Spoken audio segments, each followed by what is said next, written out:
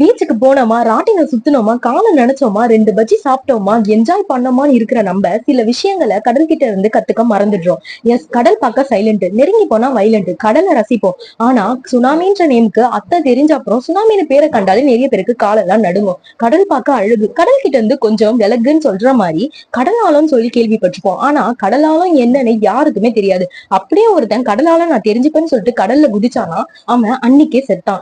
இதே மாதிரிதான் கடலாளம் எப்படி நிறைய ரகசியங்களை வச்சிருக்கோ, இதே மாதிரிதான் ஹியூமன்ஸோ உள்ளுக்குள்ள நிறைய ரகசியத்தை வச்சிருப்பான். கடல் போலயே சைலண்டா இருப்பான், ஆனா உள்ளுக்குள்ள அவ்வளவு கஷ்டம் வலின்னு சொல்லிட்டு ஏகப்பட்ட விஷயத்த புதைச்சி வச்சிருப்பான். So finally what is my கருத்துனா, கடல் அலை எத்தனை தடவை கீழே விழுந்தாலும் திரும்பி எழுந்து வரும். அதே மாதிரி ஹியூமன்ஸ் ஆகிய நம்மளும் எத்தனை தடவை ஃபெயிலியர்ஸை சந்திச்சாலும் அதே மாதிரி நம்ம எழுந்து வரணும். கடல் பார்க்க ரொம்ப அமைதியா இருக்கும், ஆனா தேவையான நேரத்துல ரொம்பவே ஃபயரா இருக்கும். அதே மாதிரி நம்மளும் ஃபயரா இருக்கணும். கடல் அலையில நம்மளோட காலை நனைக்க விடும், ஆனா லிமிட்டுக்கு மேல நம்ம நெருங்குனா நம்மள கடலுக்குள்ள இழுத்துக்கிட்டு போயிடும். இதே மாதிரிதான் நம்மளோட வீக்னஸ லிமிட்டுக்கு மேல யார்கிட்டயும் காட்டிக்க கூடாது. இனி கடலை போல சைலண்டாவும் தேவையான நேரத்துல சுனாமி போல வைலண்டாவும் இருப்போம்.